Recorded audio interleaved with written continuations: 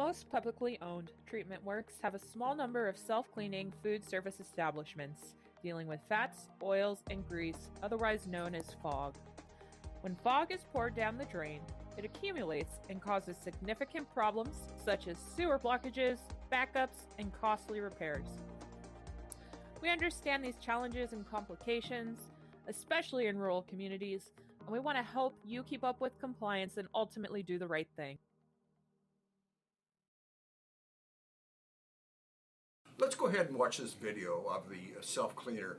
We're assuming several items. One is that he's aware of the POTW regulations about fog, and the other is that he says he cleans it on a weekly basis, that he's disposing of his brown grease properly, and he's not using a degreaser.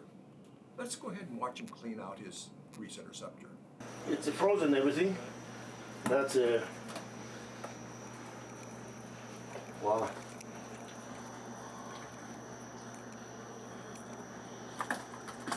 From the cold, you know, it's empty. Oh, yeah. Yeah.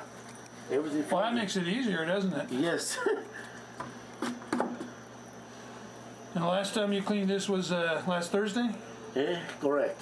Look at him right now. He's using that dip pour method to get the grease out of the interceptor. I bet you a small shop vac would do a much better job and a lot easier. As we're watching him dip and pour, it's quite obvious that the interceptor has exceeded the 25% rule. And I bet you it's at 100% capacity.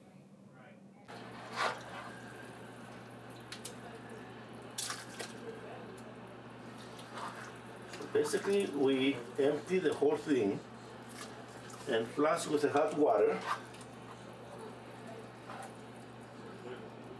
Then ready to go for another week.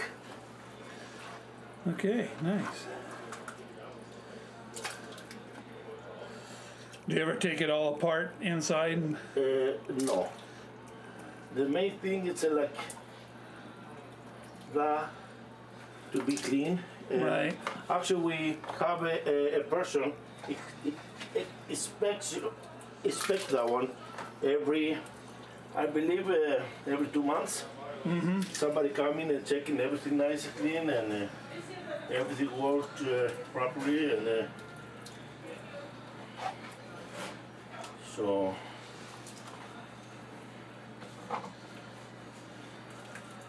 All right, so that's that is a lot. Yeah, it's like 2 buckets. The pail is full, and it appears that there's still more material inside the interceptor. He didn't scrape the sides, and he didn't even look at the inspection port. On the good side, his interceptor looks like it's in fairly good condition, except for the rust on the bottom.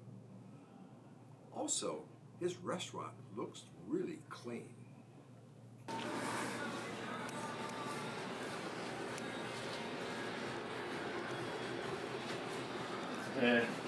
Somebody can open the door if you want.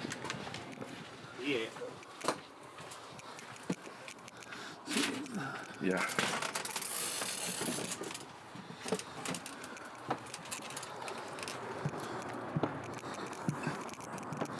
Now we get the good smell.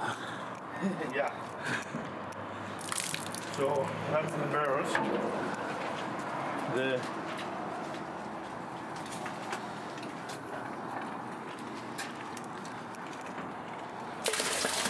To his credit, he's got 2 barrels there in the alley.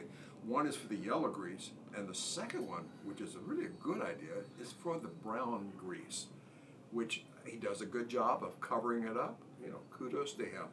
And also, the pumper pumps it out on a regular basis. Let's talk about how he can improve his service and his compliance with the POTW. One is he really does need to clean out his interceptor at least once a week. More than that would probably be better, but let's start with once a week. The other is he really should scrape the sides of the interceptor, knowing that once something is clean, it's easier to keep it clean. Now on the compliance side, what he should do, he should go ahead and take a photo of his cleaned out interceptor, and with this date stamped photo, send it into the POTW. And if you really want to do a good job, is to go ahead and take a photo of the receipt that he gets from the pump out company in pumping out the brown grease barrel. If he does that and the POTW follows up with it, we have a happy POTW. This video was made possible through the USDA's Rural Utility Services Grant. For more information about this grant and our projects, please visit pprc.org to find out more and also to learn how you can possibly get involved. Thank you, and we hope you enjoyed the video.